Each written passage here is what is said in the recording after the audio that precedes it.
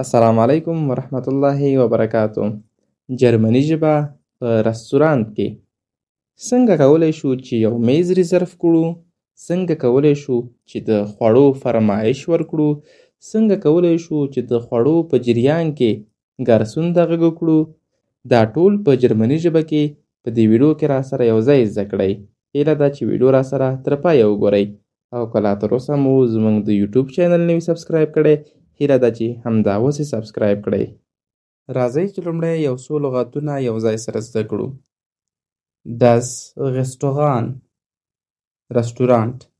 په یاد ولرئ چې دغه اخرنۍ ټي نه تلفظ کیږي. Das Restaurant، رستورانت. bestellen، سفارش ورکول. bestellen، سفارش ورکول. Der Kellner، نارینه ګرسون. Der Kellner، نارینه ګرسون. Die Kellnerin، ښځینه ګرسونه. Die Kellnerin، ښځینه ګرسونه. Der Gast، مېلمه. Der Gast، مېلمه. Die Speisekarte، Menü. Die Speisekarte، Menü. Das Trinkgeld، ټپ یا بخششي. Das Trinkgeld، ټپ یا بخششي. Der Tisch، میز. Der Tisch، میز. lecker، مزدار. lecker، مزدار. zusammen، یوځایی. zusammen، یوځایی. getrennt، جدا جدا. getrennt، جدا. ګران لیدونکو، قانون داسې دی کله چې تاسو رستورانت ته لاړ شئ نو باید تاسو مخکې له مخکې د ځان لپاره یو میز ریزرف کړی وي. که میز مو نه وي ریزرف کړی، تاسو باید لومړی د میز غوښتنه د ځان لپاره وکړئ چې آیا ته ناست یې او یا نور کسان هم در سره شته دی. نو داسې نه کیږي چې تاسو لاړ شئ او مستقیم چوکۍ کې کینئ او ګرسون راشي تاسو ته خواړه راوړي. نو لومړی باید تاسو د میز غوښتنه وکړئ. دا چې څنګه کولی شو د میز غوښتنه وکړو، د دې لپاره یو 3 جملې یو ځای سره زده کوو. لومړی: Wir wollen einen Tisch für 2 Personen. مونږ یو میز غواړو د 2 کسانو لپاره.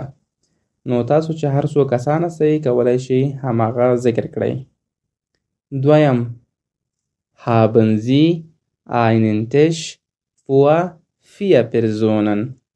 آیا یو میز لرئ د 4 کسانو لپاره؟ دریم: Wir hätten gerne einen Tisch. مونږ یو میز غواړو. نو ګرانو لیدونکو، دغه 3 طریقې وي چې د دې په واسطه باندې مونږ او تاسې کولی شو د یو میز غوښتنه وکړو. ګرانو لیدونکو، د میز مسله خو حل شوه. اوس څنګه کولی شو چې د رستورانت مینیو وګورو؟ نو د دې لپاره کولی شئ ووایئ چې Könnten wir die Speisekarte haben bitte. کولی شو منیو وګورو یا کولی شو منیو له ځان سره ولرو. نو ګران لیدونکو، کله چې مو منیو وکتله، اوس وار د دې رارسیږي چې خپل د خوښې خواړه فرمایش ورکړئ. نو دغه فرمایش به موږ او تاسې څنګه ورکوو؟ د دې لپاره هم یو 3 جملې درته ښایم چې د دې په واسطه کولی شئ خپل د خوښې خواړه فرمایش ورکړئ. لومړی: Ich hätte gerne eine Suppe. زه غواړم یو سوپ. ګرانو لیدونکو، دلته ما سوپ ذکر کړو. ستاسو چې هر هغه څه خوښ وي کولی شئ دلته یې ذکر کړئ. دویمه طریقه: Ich möchte eine Cola. زه غواړم یو کولا. ګرانو لیدونکو، د خوړو په فرمایش ورکولو باندې خو پوه شو، خو اوس څنګه کولی شو چې د خوړو په جریان کې ګارسون ته غږ وکړو او خپل ضرورت ورته ووایو؟ د د دې لپاره تاسو کولی شئ ووایئ چې Entschuldigung بخښنه غواړم خو یوازې Entschuldigung نه. تاسو کولی شئ خپل لاس یو اندازه پورته کړئ او معمولي شانتې وخوځوئ. نو له دې سره به ګارسون ستاسو څنګ ته راشي نو کولی شئ بیا ورته خپل ضرورت ووایئ. د مثال په ډول تاسو تور مرچ او مالګې ته ضرورت لرئ نو څنګه کولی شئ چې دا ووایئ. Könnten wir bitte Salz und Pfeffer haben؟